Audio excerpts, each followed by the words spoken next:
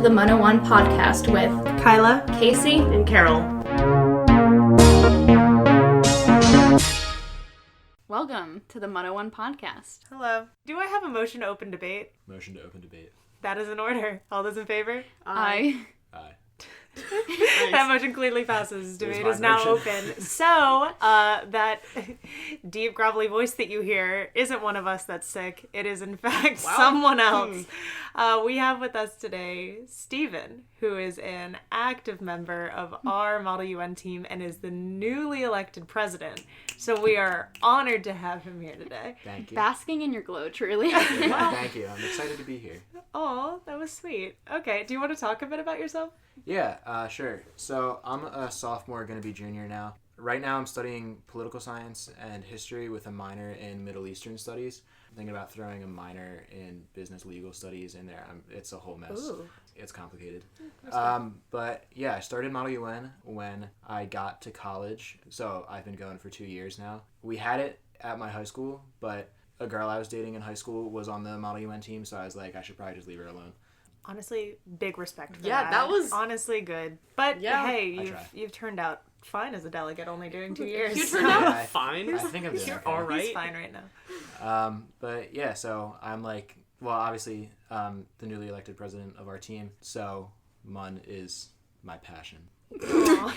And you also served on the e-board last year, right? Yeah, I was the treasurer of our team last year, so I dealt with finances, which was a blast. And Stephen is also the token poli-sci delegate that we've mentioned in other episodes. Exactly. We love to We mention wave him that. around as our diverse thing. I'm glad to finally, Stephen is finally get to diversity. represent myself. Stephen, a white male, Yeah, is our as the diverse whitest thing. man the world has ever seen, I am this token of diversity. Yes.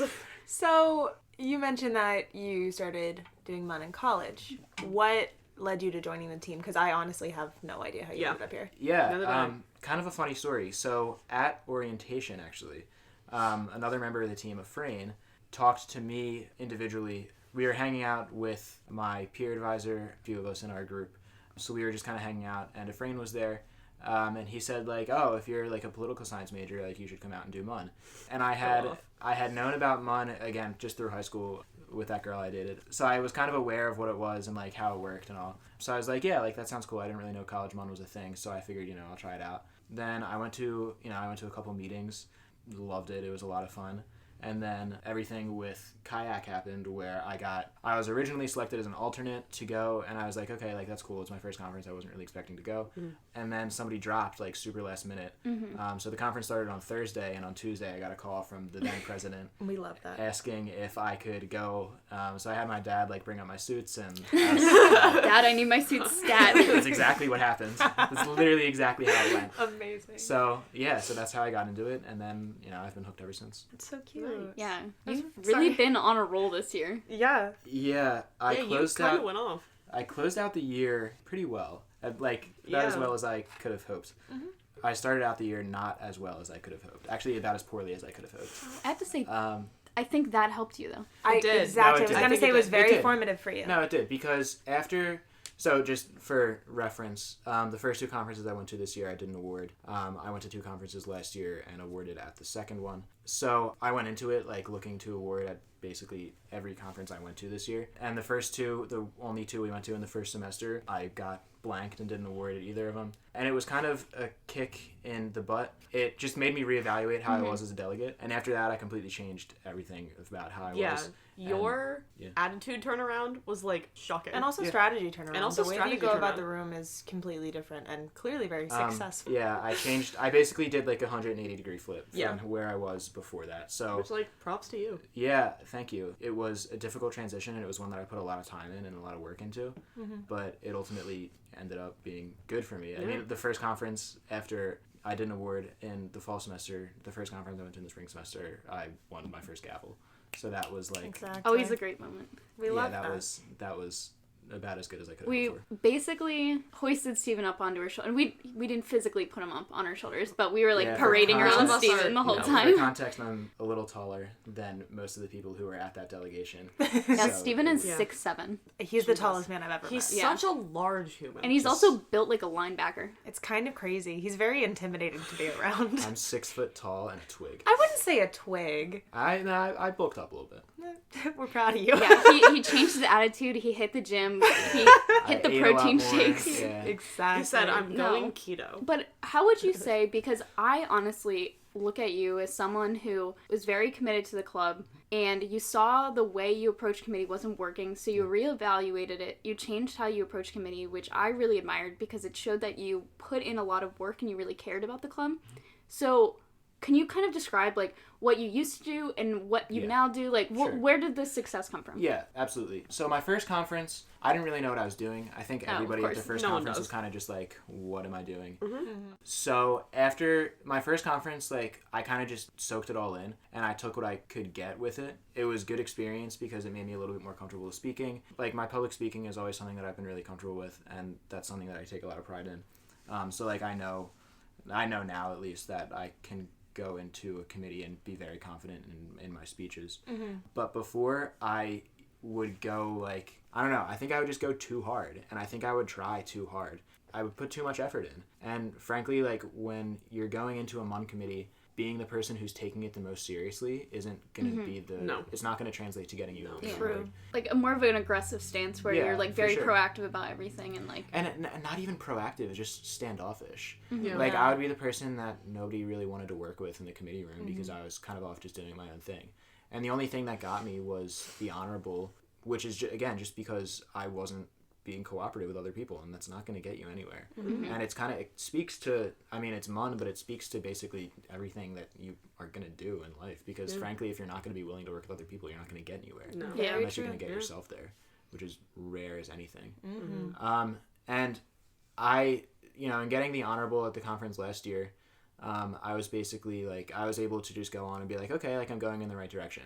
And then I went to the 2 in the fall semester of this year and didn't win an award and was having the same mentality, and I said, okay, no, I'm not going in the right direction. So I kind of took a step back and I looked around at some of the delegates that I had worked with in the past who had awarded, or some of the ones who, I was close with and that I liked and got along with well, and I was like, okay, if I'm not going to award, I'm going to have fun doing it. And then that translated to me awarding. yeah, That is Yeah. huge. That's that's something I like always push on. Is like when you go to a conference, if you're not awarding, you're not where you want to be. Look at the delegates who are where you want to be and try to realize what gets them there. Because of course they're flukes. When the best delegate you don't think is someone who should have gotten it, but there is, I think, a trend that you Oh, spoke yeah. to, and it's really important. So Yeah.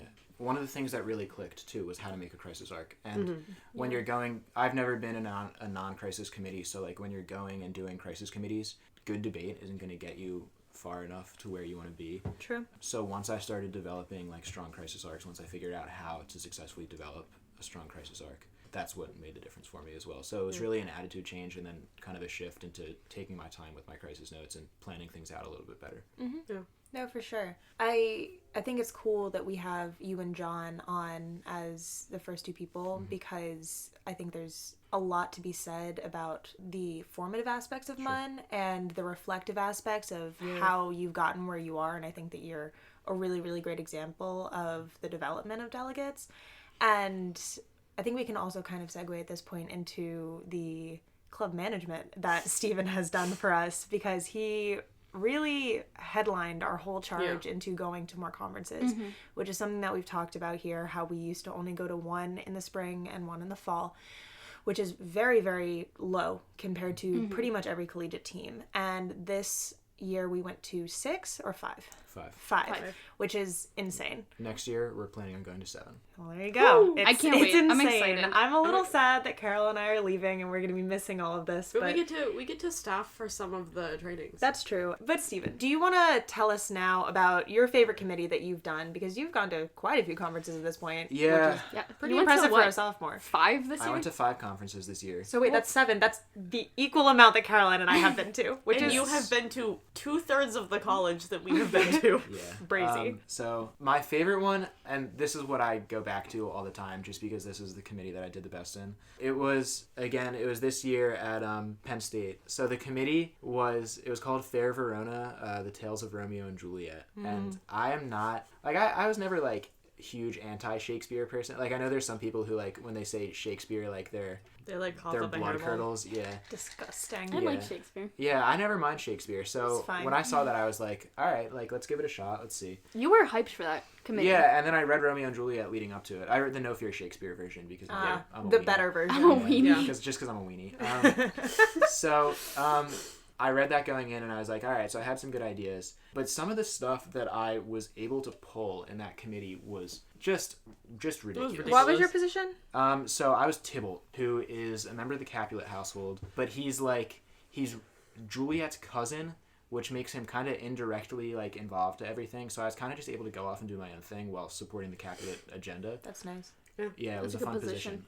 I was also the best sword fighter in Verona, which made it fun to be able to kind of do whatever I want. The first thing I did, and this was on the first day, and it took me, like, probably 15 minutes. And your whole arc takes you a minute. Literally, like, this was my entire arc, and I was like, it's Thursday night, and I'm done. So I established this thing called Shakesbook, which was that's hilarious. which was like a 15th or 6th, whatever year it was, whatever century.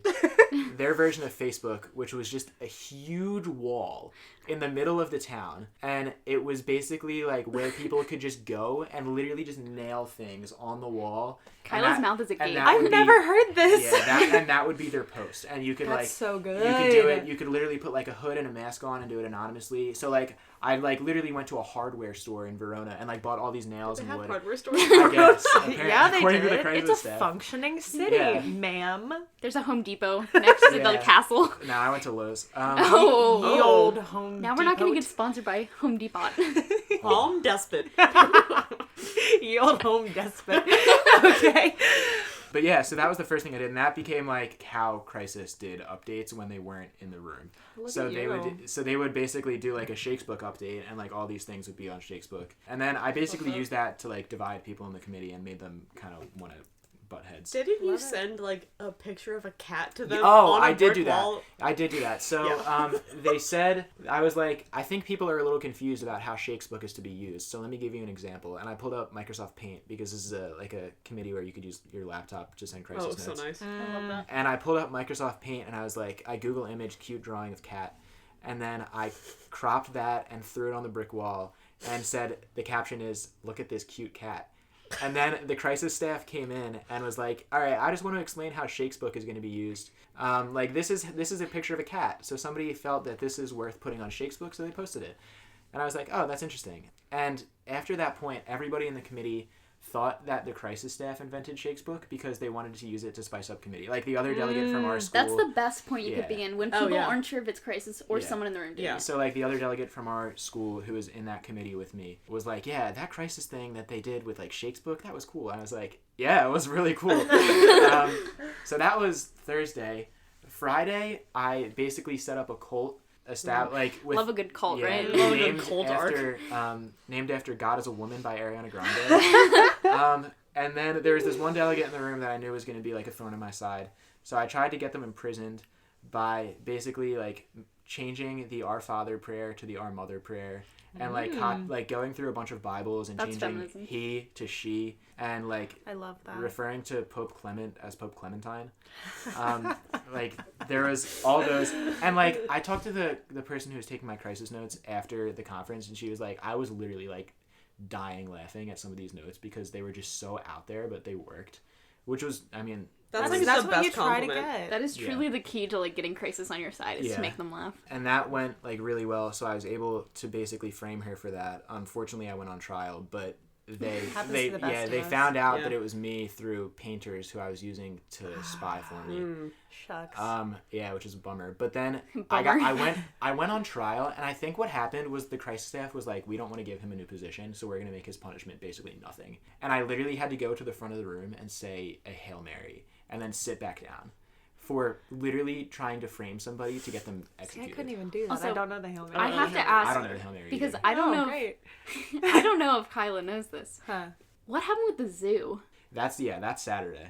So I basically went through 3 different crisis arcs. So with the zoo, so I figured out, I was like, all right, I can kind of just, like, I kind of have free reign with crisis. So I was basically like, how can I get myself to be the head of the Capulet household in a crisis node? And they were like, you would need to kill your father and your uncle. And I was like, easy. Consider it done. Yeah, so I was like, all right, so we're going to establish a zoo. Please go hunt, like, little rats and, I'm like, sorry, spiders. but imagine getting the note, like, how do I become head of the Capulet? And then next note is like, all right, so I'm starting a zoo. And you're like, where is this person going? It's literally the plot of We Bought a Zoo. So I basically used the plot of We Bought a Zoo and bought a zoo. Great. So I got, like, poisonous spiders, and I let one of them loose in my dad's bedroom, so it just ate him. Apparently, and or poisoned him. I was about to say, I have the worst. him. I literally have the worst fear of spiders. So when I sent that note, I was just like, "This is horrible," but I'm gonna do it anyway. Okay, was he in the room at the time? No. Okay. That wasn't a character in the room. My uncle was a character in the room, and this I feel really bad about. So in order to kill her, I was like, "All right, well him." I was like, "All right, I need to knock them unconscious, put them in a cart, and put them in the lion's den of my zoo because I eventually got a lion." So I was like, "All right, as you do. So let's not feed the lion for like 6 or 8 hours." And then I basically used the plot of Romeo and Juliet to stage a play, and then had one of the little dwarves who was playing Romeo knock her unconscious and then like put her in the cart. But Crisis responded was like, "This is very good. However, we're having a little problem getting them to be present. So you need to basically get them to sign a note saying that they will attend something where you are, like where you currently are, in order to get them to assassinate I them." never go to things because of this. I was literally like, I'm gonna feel so bad about it because this delegate was trying to get a hold of Count Paris for the longest time, and I was like, "Yo, I got Count Paris." This like, set you up so I know. perfectly. I was so like, good. "Yo, I got Count Paris. Like, he's in my house for dinner right now. We just need to send a joint note and say that like you can come and like go to the dinner, and we'll like figure out everything That's with Mary brilliant. and Juliet." You really killed it. And, That's amazing. Yeah, and once literally like immediately after that note got sent, they came in and was like, "There's assassination." Oh. And I was like, I was sitting there and I was like, I'm so sorry. And afterwards I was like, high key, I'm so sorry, because like that is like one of the crappiest things that could have happened to you as That's a delegate, genius, because that's your though. entire arc, and like that's what you've been working towards the entire time, and then I just used that to like kill you. Like I felt really bad about it, but then I won best delegate and I didn't feel bad about it. See, but the thing about it is, we were talking about in the last episode about how, like, with joint crisis notes, that's where it is really difficult. Is like you're placing your trust in someone, and it could either go really well or really poorly. And honestly, it's the name of the game. So I really wouldn't even say feel bad, because like it's part of it. It's a big Someone risk. would easily do that to you. Oh yeah. So it doesn't really matter. It's all fake. And, but I mean, great move. No, I've made that mistake before, getting myself into like a little bit of a trap that it was kind of for hard to sure. get myself out of. So I was able to use some bad experiences in committee for a good one, but made a bad one. It's for a bad all delegate. learning. Yeah. I mean, the more you move through it, the more like tricks you get up your sleeve, and the more you can pull those tricks on someone else. I'm trying to remember like what my first memory of Steven was, and I honestly can't. I know. The first time I saw his My beautiful first face. memory of Okay. Steven is fighting with him. Literally, like I know Not my really. first Just memory kidding. in the club. I don't remember like the first meeting that well or anything, just because like freshman year was a blur. Yeah. But I remember, so the first training, the topic was, I think, the space race. And I don't know. I remember that train. yeah, and NASA, like something happened with NASA where basically like Russia, or this, I guess then the Soviet Union, got a hold of some of NASA's like military data. And I hadn't really spoken that entire day, so I was just like, what do I do? So I motioned for a caucus to discuss military intervention with Russia, or with the Soviet Union. And like the person who was chairing was literally just like, oh, okay. Well, there you go. Yeah. There you go. She was like, oh, he's a newbie, so that's not the right move, but okay. Please. And then you're Go the only ahead. one. Start a war. That's a late stage skill. Yeah. It was, that Pulled was... the nukes quick. Well, I Good mean, for you. I was the only person who voted in favor of that caucus. Hey, we've all been there. That's fine. It's the worst when you do that at a conference. Yeah, that happened to me in Anman Yeah, me too. twice. Only once for me, but yeah. No, It was because rough. some of my favorite memories have been just like screaming at each other during Yes. trainings. Me Or and not Caroline- screaming, Is that but a like favorite memory? Yeah, no, me and Caroline it's have a really, fun. really good history of going back and forth, like, really contentiously in debate. like during So, like, there have been a couple journalism different... The one. journalism one was phenomenal. I like how you both remember Yeah, immediately. because it's good. No, because me and Caroline also, like, challenge each other a lot with it. So we also, like, push each other to be better. So by doing that in debate, like that was really beneficial for us. On the other hand, I just bully Steven. Yeah, that is true. Kyla's mean. Specifically remember an American Revolutionary training where you tried to have me murder at the end, and then I made an important question. Yeah. That was so... Oh, yeah. Oh, yeah. No, I do remember that. Oh, yeah. I'm still mad about that one. Steven is not going to let the training go. No, I feel like the times in which, I don't know why this is, but the times in which Steven is most spicy in committee is when I'm chairing. I feel like it's never when I'm like actually Because I'm participating. afraid of you. Don't be. I'm a weenie. I remember there was one time where I forget what training this was for, but I had written a directive and we were doing a 1 for 1 against, and Kyla was the person speaking against it. And Kyla made a speech, and I was like, no, this is stupid. So I asked for a point of inquiry and then asked the chair to read the first 6 words of the directive. And then Kyla was literally sitting there like, I hate this kid so much. I distinctly remember that. Why? I was pissed. We get so cutthroat in training. I was so mad. Especially... No, because I was basically like, I didn't want it to pass for a lot of various reasons. So basically because when you speak against, you get to speak second. Yeah. So I was basically just red herring, like throwing things out there like, this is bad because of this, this is bad because of this, this is bad because of this. They shouldn't have accepted the point of inquiry because that is incorrect parliamentary procedure. And under normal circumstances, it would have worked what I did. But then it didn't because the chair improperly chaired and allowed him to pass the motion, which respect to you. Wait, but were the first 6 words like really in It was Yeah, it was counteracting everything that I said, so but everyone had forgotten that. So we were in an election, and the directive was basically enacting law, or like saying that we were going to enact law once the president got elected. Okay. And then Kyla's point was basically, there's no way to be sure how it's going to get through. Like, there's no framework for getting this passed. And then the first 6 words were, or however many words were, upon the election of the president. And then Kyla was sitting there like, I swear to God, I'm going to turn around. Because I was trying to become president, and it you were. clearly wasn't working. I don't actually know that was our Kardashian training. It was.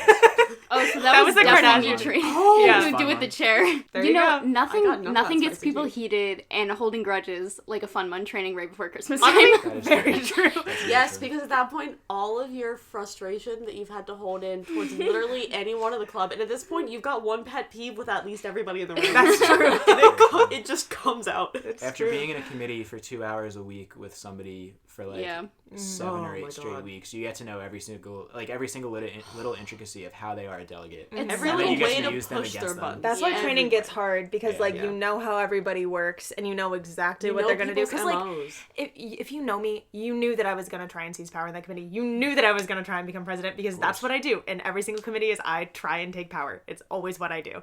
So he was 100% right to counter that and to work against it, and it worked. So And was that I out can of Parley Pro? Yeah, of course it was out of Parley Pro. But did it course work it in my advantage? Yes. Yeah, you were the only one of the only people to vote against that directive, and it passed pretty easily. So Well, hey, listen, I respect the game now. Then I was mad. yeah, you were pissed. It's like leaving training and just... I know other teams run trainings differently, like they do it once or twice a semester and they have it for a very long amount of time. We do it every single Sunday that we're not away or not on a holiday for 2 hours. Yeah. So we, like Kyla and Steven said, we get to know each other very well and know everyone's MOs very well. And so everyone gets their frustrations and passions built up. If you've ever been slighted at conference when you're going away, it's like imagine that, but every weekend, and then you all just like let it fly. And they're also your friends. One of the worst examples that I can think of with this, like literally like the second training of the year, there's this freshman girl who stayed on the team the entire year named Katie, and she's an awesome delegate, and she's like one of my closest friends on the team. But this one I forget what the topic was, but literally she had been doing Model UN for like 2 weeks, and out of nowhere she just killed me in committee, and I was like. I literally sat there with my mouth That's wide my open. And mentee! I was literally like, I'm Legend. sorry, what's your name again? And I was like, Excuse me, what's your social security I was number like, again? what? Like, how did this just happen? And then I realized that I totally forgot how to do one over the summer and didn't have bodyguards. Honestly, also very relatable. I think this is all really funny because Steven and I are both low-key hotheads and also low-key very stubborn people. So I wouldn't even say low-key. high-key both hotheads and stubborn. So it's really interesting to do MUN with Steven and to be on e-board with Steven and to be friends with Steven. But I think we've both grown and have really... He goes, yeah, squinting his eyes. At the beginning of the year, I would say that me and Kyla were about as close to like having a full fist fight as There were some several times where I was like, I'm gonna go into this meeting and beat up Steven. I'm gonna do it. But I mean, over With the words. year, no, not even with words. Like we're gonna throw things at each Yeah, other. yeah. But I think I'm sure Kyla would agree that over the year it turned into like more respect than animosity. Well, I think that's what it all comes down to is like, I respect you a lot as a delegate and as a person, and I consider you a very valued friend of mine now. And I mean, not that I didn't consider you a friend then, but it was just a very different such dynamic. a weird We had such a weird relationship because there would be times where there would be times when we were like really on the same page and we're like, yeah, like Kyla's totally right here, like it's going great, and then the next day we'll literally be like, I'm going to kill her in public. You're two very you're two very strong-willed, like not hot-headed. Well, No, they're hot-headed. sometimes hot-headed when I it would comes say- to us being and right. passionate. I would say, Passionate, yeah. because Even so when we're not right. when you two are on opposite sides, it's Bad. kind of like a tornado. Yes. But when you're on the same side, it's like a it's- very big tornado, but you're the same tornado. Yeah, That's true. It's I like feel like we're often the same tornado lately. It's like the analogy of like what happens when like an unstoppable force You hits don't- an immovable yeah. ball. The world basically just ends. You want Honestly. either Kyla or Steven on your side. You don't want them both against you. But if you get them both for you, you know that it's going to happen. It's gonna happen. So it's very special for me to have Steven on the podcast because just one of the weirdest friendships I've ever had, but Definitely fair. one of the most fruitful friendships Yeah, I've and ever I had. think Kyla's definitely like fair. pretty chill now because of the Masters tournament.